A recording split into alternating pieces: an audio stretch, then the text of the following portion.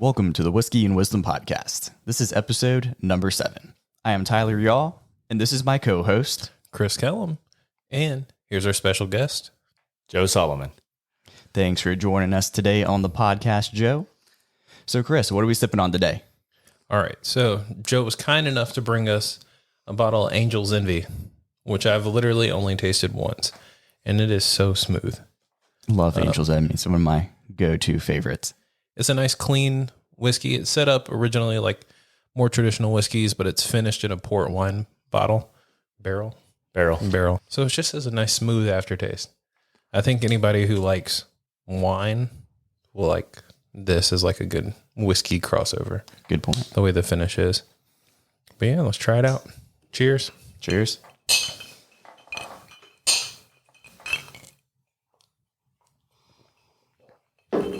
Just as good as the last time. Oh, yeah. I like the sweetness at the end of it.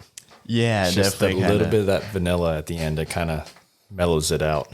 Definitely a good one to start with if you haven't had too many whiskeys before. It's a good intro.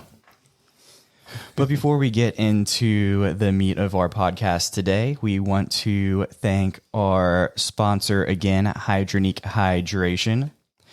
And beyond the glaring issues surrounding the PPE during the COVID-19 era, the company's founder points out that all people struggle with adequate hydration and nutrition at some point or another. And we often turn to quick fixes, energy drinks, sugary juices, with only occasional sips of water in between those. To provide people with an easy to remedy this, Hydronique Hydration went to work to create high-quality, nutrient-rich, and sugar-free powdered formulas. Their first offering is a hydration electrolyte powder packet containing key vitamins, minerals, amino acids, and antioxidants, including elderberry, which is actually one of my favorite things to have during the flu season anyway. This once-a-day, zero-calorie powdered beverage dissolves in water or beverages of your choice and is perfect for that immune boost during times of seasonal variation and when traveling. In order to find Hydronique Hydration, you can visit their website, which will be in the show notes below, or you can also visit their Amazon webpage for easy-to-buy access. I will also have that in the show notes below as well. But without further ado, Joe, tell us a little bit about yourself. All right. So I was born in a small town in Ohio called Louisville. It's right outside of Canton, which is famous for Pro Football Hall of Fame. Lived there until 5th grade. Well, for about 2 years. We also lived, actually not even 2 years, lived also in Oklahoma for like a year, which was miserable in and of itself. What brought you there for just a year? So my dad's job, at the time, so my dad's been in the grocery business since he was 14. He started bagging groceries, and the grocery company he worked for at the time in Ohio went bankrupt. And so he got a job as a regional manager with Food Line. Yeah. And like my grandparents on my mom's parent lived right outside Oklahoma City. So we kind of lived out there, and then ended up moving back to Ohio again to the same town. He got a job with this other company he ended up retiring with. And then that's kind of what brought us to North Carolina too. So I moved to Raleigh when I was in 5th grade. Dad's job brought him down here. So that went to graduated high school from Wakefield High School in Raleigh. And then a month after graduating, I signed my life away and joined the Marines. I did 8 years in the reserves of the Marines. Okay. With one tour. And then it was kind of nice, with Chris, with him being in the National Guard, it's the 1 week in a month, 2 weeks in the summertime and stuff like that. And then, so I was kind of able to live like a normal life too. Right. To me, it was like the best of both worlds in terms of, still the military, dealing with all that stuff. But then I got to go to school and I got to have a regular job and things like that. So I did a year at Wake Tech and then transferred after I got back from Iraq, transferred to UNCW. Okay. Started there in 2009. And I've been in Wilmington ever since. So I'm a high school PE teacher. Yeah. And then I coach I'm the offensive coordinator over at North Brunswick High School. So doing what I love. I love football. I love competition. I love pretty much anything that's competition. Right. Like I hate losing in cards, or a board game or anything like that. My mom used to get mad at me all the time because when my oldest nephew, when he was like 8 years old, I would beat the brakes off him in Madden and stuff like that. And she's like, "Oh, you got to let him win." Why? What's that going to teach them? Yep. That's not going to teach them anything. So it's just like the competitive nature in pretty much anything that I do is what I love. So what got you interested in going through the education field to begin with, especially being reserves and whatnot? What made you want to go to school for that? I think everybody at some point had a teacher that kind of stood out to them. Absolutely. You know, and with me playing so much sports, it's always a coach more so than for me. I was lucky enough. My high school football coach was Steve Rivers, who is Phillip Rivers' dad. Oh, yeah. So when Phillip Rivers was at NC State, his dad was our head coach at Wakefield. And after I graduated, he actually went back to Alabama, where he was from, and got inducted to the Alabama athletic high school Hall of Fame and stuff like that. He's like a legend down there in Alabama. That's where he was before. Like that's where Phillip was from and stuff like that. And then when he came up to state, Coach Rivers kind of followed him. But it's just there's something about I would run through a brick wall for that man. Like it's just the lessons, the life lessons he learned and would teach us. And it's still to this day, it's molded me and shaped me into who I am as a person and as a teacher and as a coach, and so I kind of wanted to pass that knowledge on to kids today. Absolutely. I mean, that's, you don't get into teaching for the money. That's for right. daggone sure, especially here in this state. But it's just, and my perspective, just because of the military and traveling around so much and seeing different cultures and seeing different stuff around the world, I just I have a very different perspective, I think, than, somebody who's lived in this town, and no offense, Chris. None taken. But it's just the people or the kids I'm dealing with over in Leland, a lot of them, their grandparents are from Leland, their parents are from Leland, and they're from, so it's just they haven't seen, the real world and stuff like that. So it's just my perspective on life, I think, is a little bit different to try and help guide and mold young men as much as I can. Yeah. So I've always been more of a relationship more so than the actual job itself. Building that relationship with kids and breaking through to, even if it's I know I'm not going to reach every kid. Mm-hmm. I mean, it's not going to happen. Right. Unfortunately, some of the kids that I couldn't reach, ended up getting in the wrong group and then, getting killed or whatever and stuff like that. So it's just but when you do reach that one kid, it's the most rewarding thing you can do to realize okay, this kid is better now than he was before. Yeah. And just that, hopefully he just continues on that path and stuff is just the most rewarding thing about what I do. No, I really appreciate that too. There's, I don't remember a lot of my childhood just in general, but especially when it comes to school and teachers, there's very few that I remember. But the reasons why I do remember the teachers that I remember is because they made such a huge impact on me. So I always find that fascinating when I'm talking to teachers and educators and just anyone really in the school district about how their philosophy is when it comes to teaching and connecting with students. And with that being said, do you kind of have a philosophy when it comes to, I guess, not necessarily talking to students, but creating that relationship? I don't think you could have kind of like a coaching point. There's not a perfect game plan. Sure. Every kid's different. And, it takes an effort to try and learn as much as you can about each kid and try and develop that different level of relationship with them, because everybody learns differently. Some people are visual learners, some people are hands-on learners and stuff like that. So it's just trying to figure out each kid that you have and trying to develop that. But I just want them to be better people, not necessarily better in my class or anything like that, just to be a better person as they leave our program, as they leave my class and stuff like that. Our goal is always, we have a mantra at North Brunswick, and it's called Pride, Work, Win. So you take pride in what you have, you work for what you want, and you win what you deserve. Wow. Yeah. It's kind of our, that's how we end every single practice. And, and it's just trying to develop that with these kids in terms of, you you may not have what they have over there. You know, like we always compare ourselves obviously like the New Hanover schools just because of sheer size and, you know, funding and stuff like that. But it's just like, you know, you don't have what they have. That's okay. Yeah. Take pride in what you have here. You want to get to that level? All right. Well, you got to work your butt off, not just, you know, on the field, but in the classroom as well. And then you put in that hard work, you put in that time, you put in, you know, just being a good person, and eventually it's going to come back to you, and eventually you're going to win what you deserve in life. Right. So that's kind of like our philosophy as a program. Yeah. Like that. So I know you've been coaching for a while. You started coaching at Topsail, correct? Yeah. Yeah. I was at Topsail for 4 years. Okay. And what'd you do there? So did a little bit of everything. So when I was at Topsail, I did, let's see here, I coached.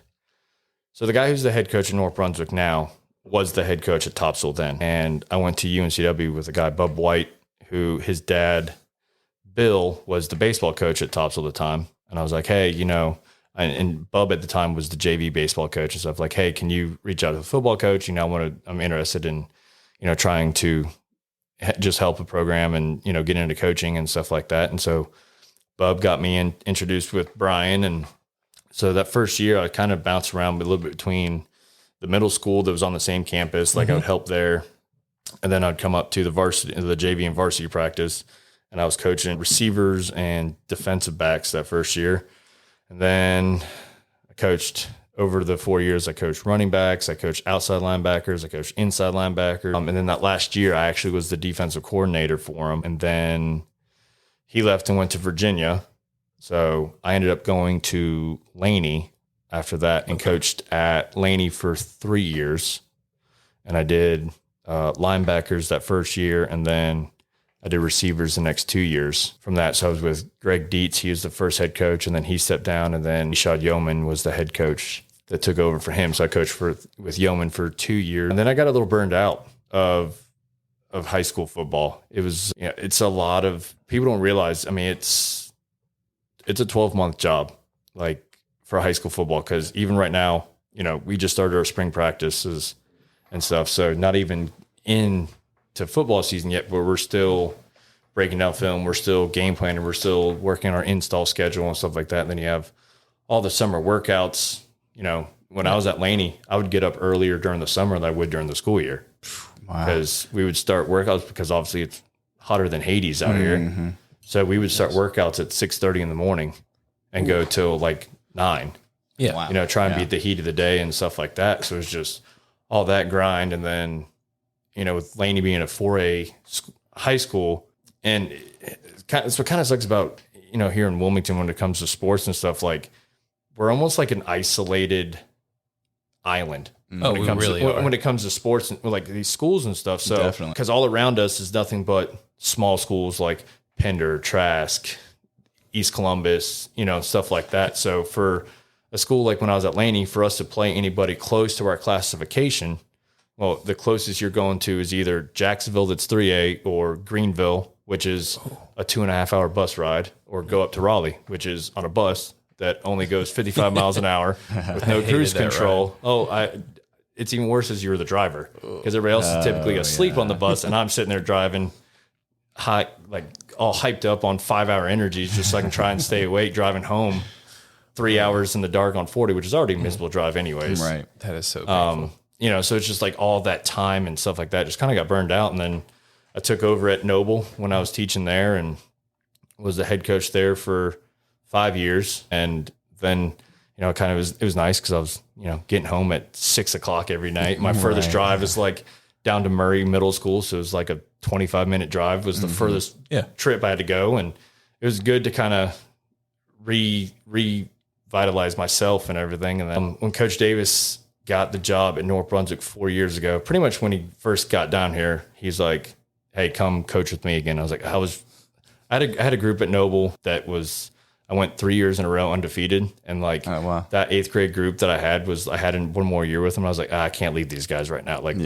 they were, one kid ended up going to IMG down in Florida, like halfway through his 8th grade year, like went down there and then got MVP of their spring game as an 8th grader. Oh my goodness. And the next day got a scholarship offer to Kansas like as an 8th grader. Dang. So like I'm like, yeah, I'm sorry, but I can't leave these kids. I need at least like one more year. And then the whole COVID thing hit. And so their football season 2 years ago, 2020, got pushed to the spring of 2021. Okay. And Brian called and he was like, hey, I really could use some help. I was like, okay, I think I can get this to work, because our season got kind of pushed around and stuff like that. And I was like, all right, yeah, I'll come back out and help. And so I helped him coach that spring season. We had 7 games. And then that kind of got the itch back with me again for high school ball. I missed the X's and O's and like the chess match of high school, because middle school is great, but pretty much if you have a better athlete at the middle school level, you're going to dominate. Yeah. Like it's just, it's just kind of what it is. I didn't have to do a lot. It was very basic, and, it was great because I was teaching the fundamentals of the game and stuff, but it's just, I missed. It was like playing checkers versus playing chess. Yes. It's 100% what it is. You know what I mean? And so like, because with high school, it's 2-3 moves ahead, like it is in chess and stuff like that. And so I kind of got that itch again, and they ended up having a PE spot this year. So I came back over there. I interviewed, got the job over the summer. And so now I'm on this coming fall will be my 3rd season of coaching there. Yeah. So I've missed, I love being back at the high school. My wife, it took her some getting used to, because I'm sure, during the season, I leave the house at 6:40 in the morning. And, especially if it's like an away game, I'm not getting home till 1:30, 2 o'clock in the morning. Wow. So, because that's a long day. It's draining. It's draining. But it's worth it. Like it's like a good draining. Yeah. It's just like feeling accomplished at the end of the day. Yeah. Yeah. Or, if it's a loss, like, okay, well, what do I need to do better? Right. What do, myself, like, what can I do better to help better prepare us so we don't make these same mistakes? Because clearly, either my message or our game plan they weren't getting it. So, okay, little self-reflection time. What do I need to do better as a coach to make sure that they're understanding what our expectations are, that they're understanding what our game plan is? So it's that's why I love football. It's just, it's an instant, like you can see right then and there, okay, well, we're not better than them, like athletically. Okay. So what do we need to do to give ourselves an advantage? Is it a scheme? Is it a, same play, but different formation, a little movement, a little whatever, but it's just, you can see right then and there, okay, now we got the adversity. How can we overcome this? How can we still fight through to the end and stuff like that? Even if we know we're not better than them, I still want to see you fight. I still want to see you give effort, right? Along those lines. So a random question for the day, because you've coordinated multiple positions. Yeah. What's your favorite? You stole mine. I just wrote it down. I played receiver and DB in high school. I played receiver and safety. So I've always kind of liked that a little bit better. So that's what I'm coaching now. And it's just, I guess it's like what I'm most comfortable with, right? In terms of just skill, because I could probably coach the offensive line, and stuff, but I know that's not what I've never coached it before. So I would definitely have to do a lot of learning on how to coach it and things like that. But the receivers, quarterback, that's my niche when it comes to coaching and stuff like that. I definitely like offense better than defense personally, because offensively, I dictate what the defense is doing. Yeah. Like with my formation, with motions, with, my play call, I know what it is. And so the defense has to react to me and what I'm calling. So I guess kind of having that control, I guess is like a little bit of a thing, but it's just defense is very reactionary to me. Like in terms of, okay, the offense lines up in this, the defense has to react to that. I like to be a little bit more, okay, here's our game plan. You have to react. You have to respond to what I'm doing, not the other way around. So that's why I like the offense better. Yeah. And let's be honest, you put up 40 points, 50 points a game. Right. Yeah. That puts the butts in the seats and stuff like that. Exactly. So. Yeah. You get that quantitative kind of. Yeah. Yeah. So outside of winning a championship and reaching the students, do you have any goals for yourself on the football side? I think I would like to be a head coach someday. Yeah. Kind of work towards that. I've already told myself, and my wife and I have talked about it and stuff too. I'm not going to go chase jobs. Mm-hmm. You know, I'm not going to be the one that's going to, okay, I'm going to go apply for a job over in Charlotte or, Right. okay, let's move there. Okay, let's live here for 3 years. Then I get fired. Okay, let's go to this job over in Raleigh. And I don't want to do that, like, to, you know, as we try and start having kids and stuff like that. I don't want to put a family through, like my family through that. Sure, yeah. I moved around a lot as a kid. Like I went to, let's see, 1, 2, 3, 4, 5, 6, 8 different schools. Oh, wow. Like in my life from like kindergarten to graduating high school. So like, you know, that sucked. Like I hated having to do that. Like Yeah. always just kind of, even if it was in the same town, like where I was in Ohio, but it still was just like, just moving across town, still different schools, different people. Like I don't want to do, like, I kind of hated that as a kid. So like, Right. I've already kind of told myself, like, I'm not going to chase job. You know, we just bought a house a year and a half ago and I don't feel like moving again because moving sucks, as Chris knows, going through it now and stuff. But so, yeah, like, I mean, I would, you know, Coach Davis has kind of like molded me and mentored me and stuff like that to hopefully maybe, you know, he's only got 5 years left before he retires. So maybe down the road, just kind of head coach and waiting at North, which would be, you know, awesome for me. I would love that because I love the school, I love the community, and I don't have to move anywhere. Right. So it's like, you know, it's kind of a double-edged sword, but being a head coach somewhere around here would be great. You know, at one point I thought about trying to get into college, but it's not for me. Yeah. It's too much travel, too much, all the recruiting trails, and no. I feel like that's an understatement. Like every time I see head coaches coaching in the college industry, it's all travel back and forth, back and forth. Oh, I'm on the recruiting trail. I got to go check out this kid. I got to do film work. I got to do this. And it's across, like, I'm in the country. You know, it's not like, oh, I'm only recruiting here. No, like, if there's a dude out in California, like, yeah, you got to fly across country to go see that dude. Like, it's not for me. For you, did you notice a difference? Not necessarily like caliber of kid, but just a way of life or a mindset difference going from, some people listening might not understand, going from New Hanover County to Brunswick County. And the biggest change for me was going from a middle school to a high school. Like that mentality was like mind blowing. Yeah. Like the difference and stuff like that, dealing with very elementary minded 6th graders to now I'm dealing with seniors that are getting ready to go out into the real world and stuff. So like me trying to change my mentality was a pretty big change. But when it comes to like the people itself, so at Noble where I was, it was a very eclectic group because we would get like the kids from Wrightsville Beach and Landfall, but then we'd also get like Creekwood kids too. So it was just like the full end of the economic spectrum and stuff. So it was very different to deal with at Noble, you know. And now at North, it's pretty middle of the road. Like it's not like, there's definitely some poor economic situations, Right. but because Brunswick County, look, most people don't realize this. So Brunswick County is the fastest growing county in the state of North Carolina. It's also like number 5 in the country in terms of like fastest growing, like per capita or something like that. Yeah. So it's like the amount of growth that Leland is having, you're seeing a lot more of kind of that upper middle class moving in. Sure. And stuff like that. So you're starting to see that at North Brunswick now. Like we have 1,350, I think, is our enrollment. Wow. And they're projecting in the next 5 years to be over 2,000. That's a huge increase. So like not only is that like a massive increase of students, but you know, now it's obviously like a burden on the school system. Absolutely. Okay, now we got to build extra buildings, or are we going to build a new high school or whatever and stuff like that. Yeah. So that's kind of it's kind of mind blowing to see it like firsthand right now. That's crazy. But see, if you add another high school, you take kids from everywhere and you all stay at the same like 2, 3A level.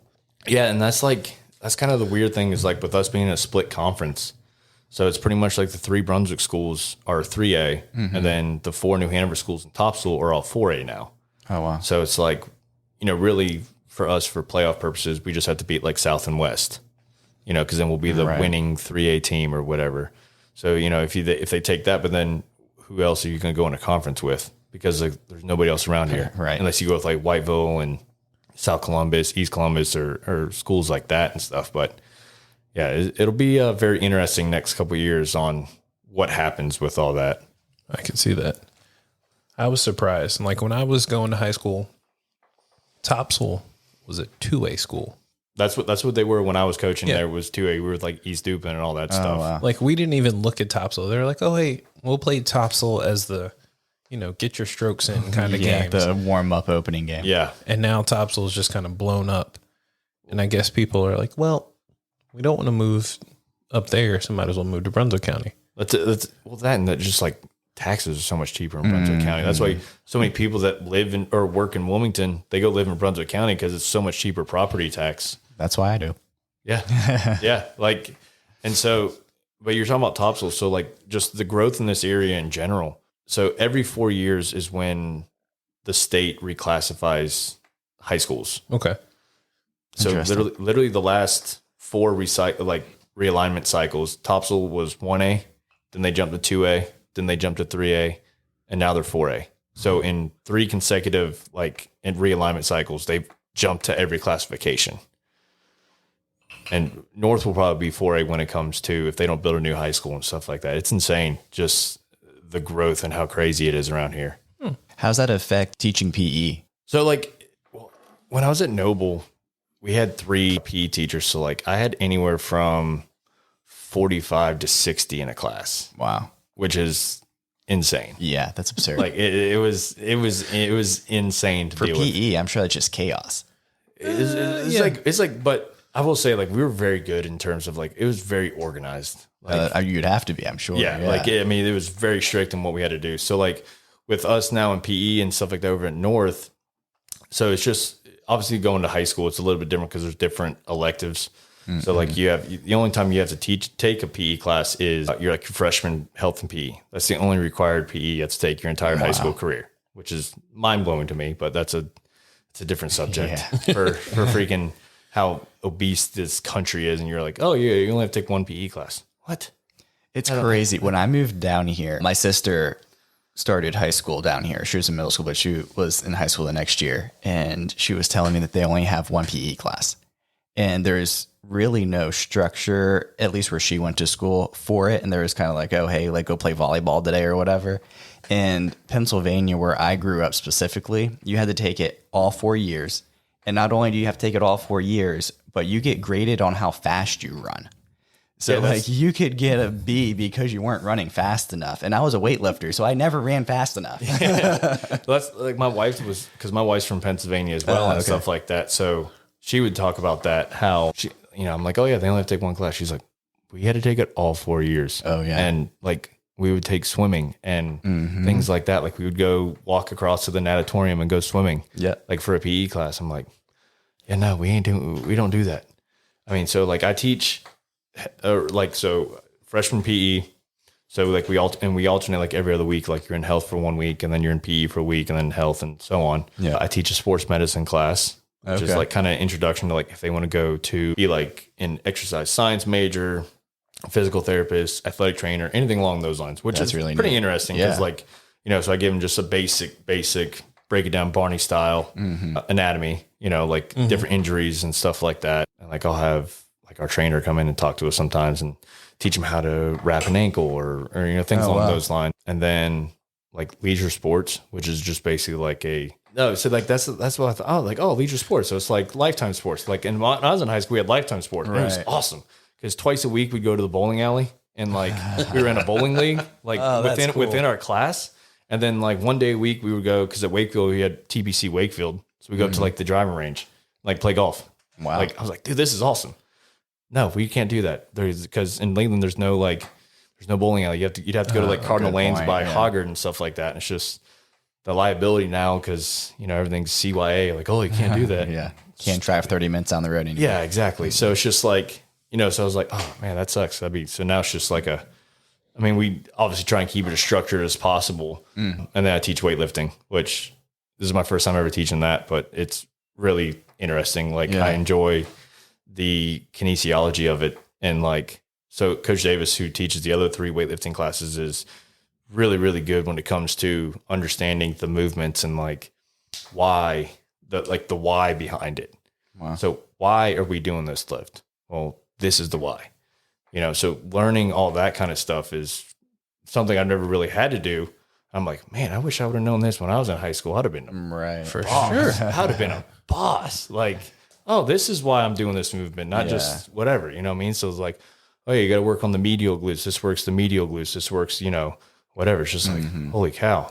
Like, it's pretty mind blowing to me. And it's just like overwhelming at sometimes. Yeah. Because it is so much just like kind of deer in the headlights. Like, wow, that's a lot of movements and freaking reason why and stuff like that. But I love it. Like Nice. learning something new. Yeah. It's like kind of invigorating almost. Well, with that being said, what would be the most difficult part of your job now? I think it's different coming back from COVID. Yeah. Like, I literally feel like we have to teach or reteach them like how to get along. Oh, wow. Like it's exhausting just like trying to work on how to like kind of react again in society, like how to be a student again. Yeah. You know what I mean? It's like, and it's weird to say that because they're high school kids, but it's just like since some of these kids, since they've been in high school, have never been in high school.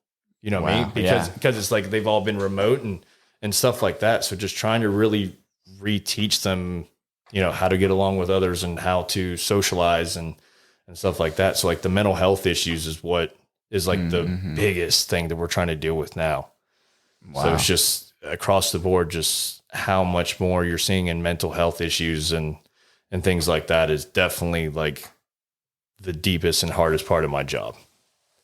Yeah. It's just trying to like tell like a high school kid who's going through like suicidal thoughts or whatever, like, no, it's going to be okay. Like, I know it may not seem like it, but kind of dealing with that situation and stuff is definitely an eye-opening experience to your job. Yeah. You're like, wow, you don't realize like, when you go back and think of like all your teachers that made an impact on you, like you don't realize all the behind the scenes stuff that so many of them are doing.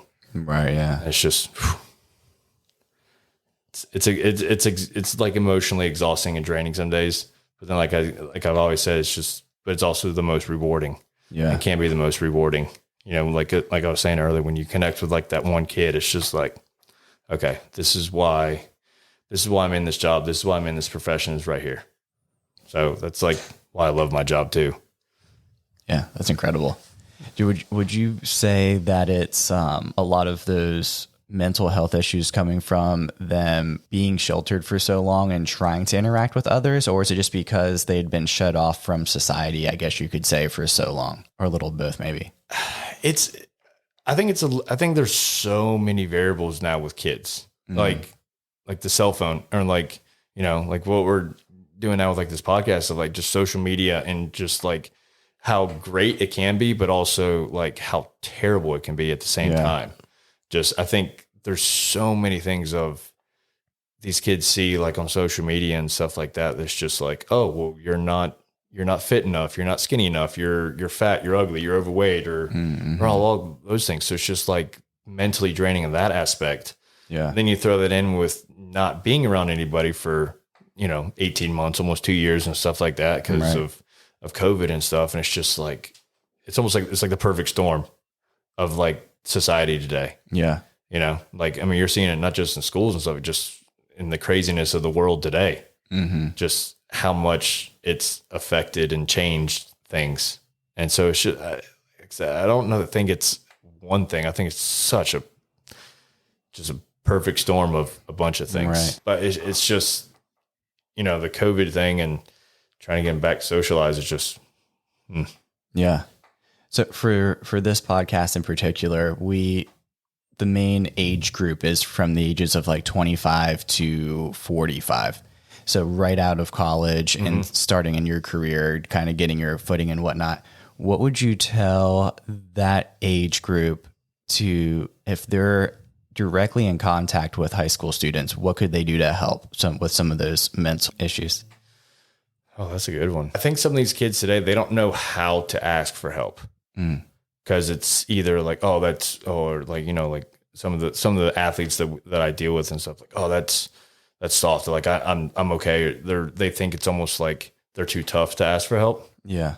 They don't know how. So I think just the biggest thing is getting into working with kids, whether it's, therapy or if you're getting into education or anything along those lines, or if you're volunteering, with like different programs and stuff, it's just be as open as possible and be as sincere as possible. Sure. Because kids can see right through it if you're bullshitting them or not. Oh, Like they may play dumb, but they're smart as hell when it comes to that stuff. Like they know if you're legit or if you're, just putting on a front just to like, hey, look at me type deal. Right. So that's the biggest thing. It's just like be as upfront with them as possible and, volunteer. Cause a lot of these things too, it's just like, they don't have, some of these kids just don't have anything at home. Right. They don't have, their parents aren't there or single mom working, 2-3 jobs and stuff like that. And sometimes most of these kids are having to work to help pay the bills. Wow. Yeah. You know what I mean? So anything you can do to assist in those kind of areas is always going to be good. Like food banks, or like I said, if you work for like an after school program or something along those lines where you're mentoring the youth, because that's a biggest thing. That's why like me as a male, some of these kids I coach, they have zero male influences in their life. Yeah. Zero. And so they've been kind of raised by females. They don't know how to be a man because they don't have one in their life. Right. So, if you're a guy, just being like a mentor for some of these guys that need it because they don't have the male influence in their life. And it's just, they don't, like I said, they don't know how to be a man. So that's why I love what I do. Cause I'm trying to teach them how to be a man.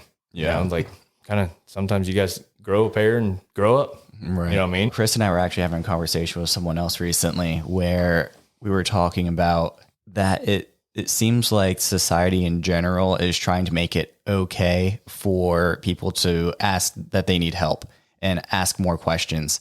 And I think for our age, it's starting to turn around a little bit more that way.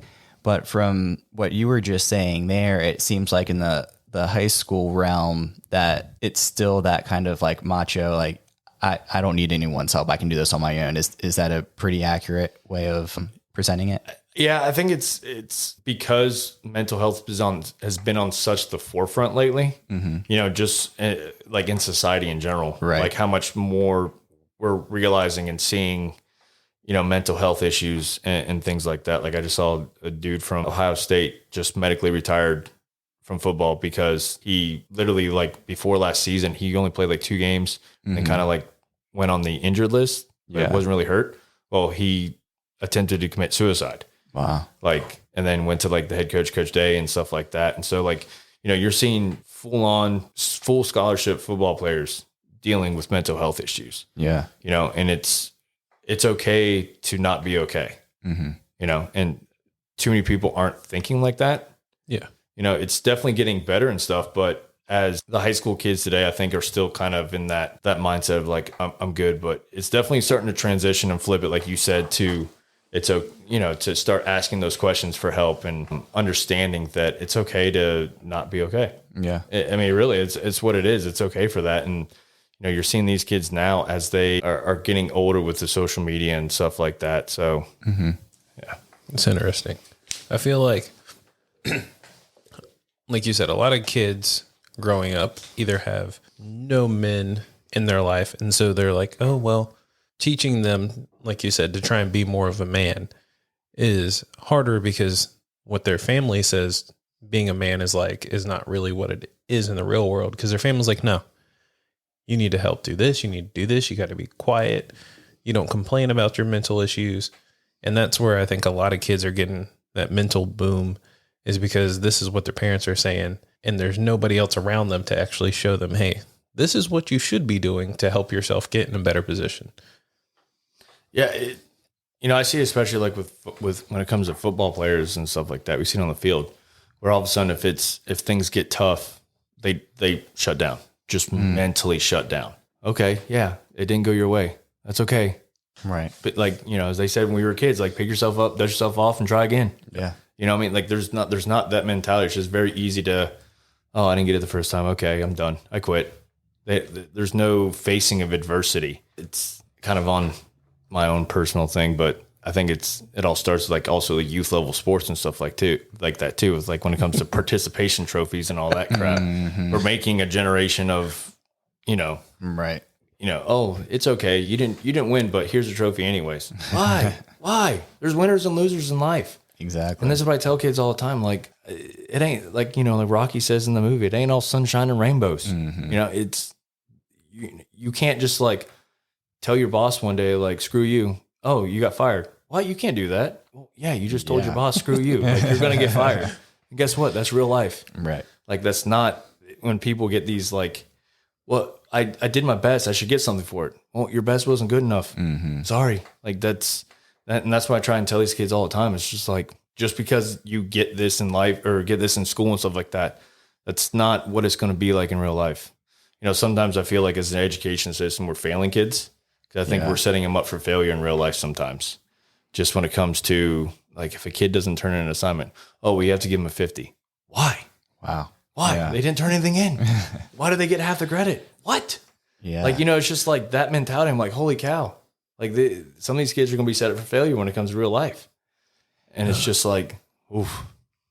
Right. Yeah. We were discussing earlier that it's definitely not setting you up for success at all, because when you get out there in the real world, you don't get a 50 for not turning in your work. If you finish last, there's consequences for it. And I think we're doing a huge disservice for the youth of America for that. Yeah. And it's just like, and also, like Chris was talking about on his last episode, it's just like when it comes to like trade schools and stuff like that, not every kid needs to go to college. Absolutely. And it's just like, to be successful in this world, you have to go to college.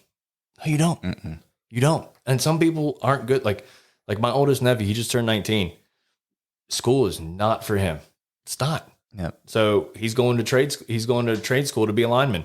And he'll come out working down, especially down in Florida. Like, you got all them daggum hurricanes and stuff like that. Like, he'll come out and be making like $95,000 a year. Easy. Doing lineman stuff. You know what I mean? And it's like a 4-month program, 5-month program, whatever. Just like, that's okay. Like, it's okay to go work for the sanitation department or something like that, because guess what? There's always going to be garbage in this world. You know what I mean? Like, too many times we tell these kids like, no, you have to go to college. Why? Yep. Some people go to college and get a degree in something they're never like my wife, she went to school and got it in business administration, and she's not doing anything in that. Yeah. She's working for a CRO and stuff like that, but it's just to have a degree because, some companies like, oh, you just have to have a degree. It doesn't matter what it's in. You got to have a degree. I'm like, that don't make any sense. It makes zero sense. Yeah. I don't understand that at all. And like, I have a 19-month-old, and what I've always said since the day that he was born is if he wants to go to college, if he wants to be a lawyer or attorney or whatever, that's fine too. But if he's not about school and he wants to find a career elsewhere, I'd be so excited for that, because there's these what they call gold collar jobs now that no one wants because they think they're better than that. And it's absolutely ridiculous that people don't want to be plumbers anymore or electricians or to get their hands dirty. And I would be so proud of my son if he goes out and says, you know what, I want to be a plumber, and just works hard and does incredible at that trade. Well, and here's the thing too, like, the beautiful thing about getting into that is one day if you open up your own company, there's nobody better to work for than yourself. Exactly. Like, okay, I make the schedule or whatever, it's just like, as much as I love my job, there's some days I'm like, man, I wish I could just do my own thing or work for myself or something like that, but it's just like, when my nephew was trying to figure out what he was going to do down there in Florida, like they had one of the electricians that came to work at my sister's house down there was like, he's like, if he wants to come shadow me, like intern for me, he can work for me for like 3 years or whatever. And then he'll get his master electrician's license and stuff like that. And he's like, literally around here, they're all like 60-year-old guys that's doing the electrician stuff. And nobody's going into that industry. And he's like, they're all going to retire here soon. He's like, then all of a sudden, if you take over, he's like, you'll be pretty much running like this town just because there's nobody else. Yeah. Yeah. It's just like, why would we not encourage kids to look into those kinds of things? I just don't understand it. It's because of competition. Everyone's competing to get a participation trophy. And although college is expensive, it needs to be less. I wholeheartedly agree with that. But I don't think I don't think it needs to be free, for the reason that if you make it free, it then makes it, you no longer need 12 years of education, you need 16. So I think just having that ability and saying, hey, you know what? It's okay as soon as you're out of high school to go and learn these trades and to get out there and get your hands dirty with someone who's been in it for 40 years. There's no better way of learning than being with someone who's been down in the dirt with you. Oh yeah. And just like understanding, like, yeah, sometimes you're not going to learn everything. Like me as a teacher, I took all those education classes and stuff like that. They don't teach you jack. Yeah. You know what I mean? Because guess what? In the real world, like, oh, every kid should have a piece of equipment. Yeah. What school do you know that has the funding for every kid to have a basketball in their hand? Right. None of them. You know what I mean? School. So even then, Not even that. Even then, sometimes like Cape Fear and stuff like that doesn't have that kind of stuff. So it's just like, no, you have to adjust. And like we used to say in the Marines, Semper Gumby, always flexible, always flexible. You always got to be changing, and you may have a plan, but it's going to change, and it may change from class to class. Like, oh, it worked. My lesson plan worked terrible in this first block. Okay, let me adjust it. Oh, the second block was better. Third block, okay, that's the way it's supposed to be. You know what I mean? Like, so even like throughout the course of the day, your plan's going to change. Yeah. And it's just like trying to figure out all that stuff on a daily basis is mind blowing sometimes. You've been doing this for about 10 years? Yeah. So this is year 11 for me. Okay. It's my first year at the high school. So nice. Yeah. Because I was at Noble for 10. In general, other than through COVID, have you noticed a difference between kids now and 10 years ago? Respect is like Really? at a different level. Like kids are entitled today. Wow. Like they'll sit there and like, hey, I need you to go sit down. Why? Because I asked you to go sit down. Yeah. Why? Like the thought process of me, like 13-year-old myself, questioning an adult is like mind blowing to me. Like Especially I for something can to sit down. I can feel like my mom's like backhand hitting me. Yeah. Like in my mind, you know what I mean? Like if I was 13 questioning, and it's just like over the course of it's the age, like 14 is like the new like 18, like almost like in terms of like they think that that's what they are. You know what I mean? Like kids, like when I was at middle school and stuff like that, when I was at Noble, I mean, some of the stuff like the sixth graders were talking about and stuff, I'm like, holy cow. Like that never would like talking about like sex and all that stuff like that. I'm like, dude, you're 11 years old. Yeah. Like what? When I was 11, I was worried about like G.I. Joes. Exactly. You know what I mean? Like, it's just like how much, like it scares the crap out of me of like whenever I have kids, like what it's going to be when they're in middle school. Right. You know what I mean? And I think that, again, like technology and social media has like completely changed society. That's one of the biggest things that my wife and I talk about too, is just the loss of innocence in kids. And that's probably one of the things that we worry about the most as an existential thought for our children is the loss of innocence. Yeah. It's just like, when you have like a 7 or 8 year old on TikTok and they're seeing like rap videos or seeing like freaking people getting shot and stuff like that, just because it's like, that's what's on the internet now. And that's what's on like Snapchat and TikTok and all that stuff. It's just like, obviously we didn't have that as kids. No. Like that wasn't an option or anything like that. So it's just like, yeah, the loss of innocence. Cause even like in video games, like I know Chris, you're big into gaming and so am I and stuff like that. But like Grand Theft Auto and stuff like that. Like, I'm sorry, like a 10-year-old kid should not be playing like Grand Theft Auto. No. You know what I mean? But they are. It's just like, why? Yeah. I don't get it. I just looked down and I noticed we've been talking for a while already. That's awesome. I love those podcasts when you look down like, dang, that went by fast. With that being said, though, I think we're going to jump to our most famous question now. I'm not sure if you've been thinking of it or not because I've been asking everyone. So my wife was already questioning me today. Yeah.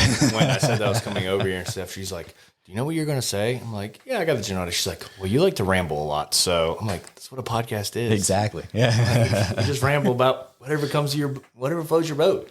Yeah. So what would you tell your younger self knowing what you know now? Take it all in. Yeah. And I say that because throughout life, no matter who you meet, there's always something you can take from somebody. Mm-hmm. Whether, okay, I don't want to be like that, or that's a really good mentality. Like, I really like that about that person. So I think trying to better yourself at an earlier age and try and take a little bit of learning from every single person and like every single situation and stuff like that. I think, because sometimes as a kid, like when your parents tell you stuff, you're like, yeah, whatever. Like that's in one ear, out the other and stuff. And you go back 10 years later, you're like, damn, I should have listened to my mom and dad in that moment. Right. You know what I mean? So I think being better about that, about the drive of wanting to try and learn a little bit from every single person, because, you know, we're not all going to agree on stuff when it comes to politics or when it comes to, you know, any kind of subject you want to get into. Like, you're not always going to agree with everybody, and that's okay. And I wish more people today would get into that mentality of it's okay to not agree with somebody. Right. Like, too many people's like, no, you're wrong. Like, it has to be my way. No, it's, you know, it's their opinion and stuff like that too. So I think taking it all in and trying to learn and be the best, well-rounded version of yourself. Like I always tell the kids every day, every single day is a chance to, you will never be the same from day to day. Yeah. You're either going to get better or you're going to get worse. Mm-hmm. You're never going to stay the same from day to day. And it's up to you to choose whether you want to better yourself today or you're going to worse yourself today. Mm-hmm. So I think kind of taking that mentality of taking it all in and learning from each and every person is going to make you a better person of who you are, of who you want to be and where you want to go.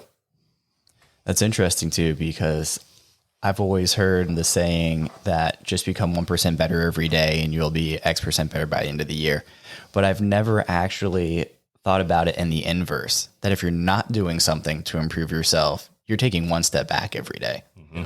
So I'm really glad you said that. That's very insightful. It's one of those things of just, again, trying to just reach these kids and realize like you have to make the choices and it's nobody else's control except for yourselves. Mm-hmm. So it's just trying to get them to buy into that and just living like that is trying to take every single day. Just be good people. That's all. Yeah. That's really what I want for these kids and stuff like that. And just in general, like this country, this world, just be good people. I know it's been kind of the theme of like every episode so far that has been on this thing. But I'll take it all day long. But it's so like, it's so true, you know, like just, I wish like more people would just be good people. Mm-hmm. It doesn't matter what, you know, what ethnicity or what freaking you believe in politics wise or, you know, whatever. Just be good people, be good people to other people. Yeah. If nothing else, if this podcast is just a reminder every week for someone to be a good person, I'll take it all day long. Yeah, sure. Yeah. Because at the end, eventually it's going to fall on somebody's ears that you're going to reach and be like, okay, you know, kind of like what I'm talking about. Like you're not going to be able to reach every kid, but when you do reach that one, it's going to make a difference in that person's life. Absolutely. So maybe this podcast will do that. Yeah. I sure hope so. Well, thank you so much for coming on. I enjoyed the Angels Envy quite a bit. It's always been my favorite, so thank you for bringing it today. Oh, yeah. Well, I mean, Palmer brought on his own, so I was like, I couldn't be one up. Right. So I had to bring on at least something, too. Since I'm very new into the bourbon game, this is only the second bottle I've ever bought. You're starting off good, so you can't go wrong. So wait, what was your first bottle? The Gent. Oh, yeah. It was really good, too. It was like a blended collaboration with the dude from Jim Beam and some Japanese whiskey maker. Cause I guess like Japanese whiskey is very into like blending flavors and stuff. So it was a collaboration between those two. It was really good and smooth. It was finished in port and sherry wine. Oh, I love that. Yeah. Those cherry barrels that when they're aging there, they're my favorite. Yeah, it was good. It's really smooth and kind of added a little bit of sweetness at the end. But this Angel's Envy, I like the like I said, that little hint of vanilla. Yeah. Well, thank you so much for coming on. We really appreciate your time today. And thank you everyone for who is listening right now. And every download helps. We are on every major podcast app. Please share with a friend or family or anyone else you think would like it. If you want to support the podcast, please visit Hydronique's website and Amazon store, which will be in the show notes below. And we even started a Buy Me a Coffee website that will also be in the show notes if you feel ever so generous. Thank you all again, and we will see you on the next one. Have a good one. Cheers. Yep.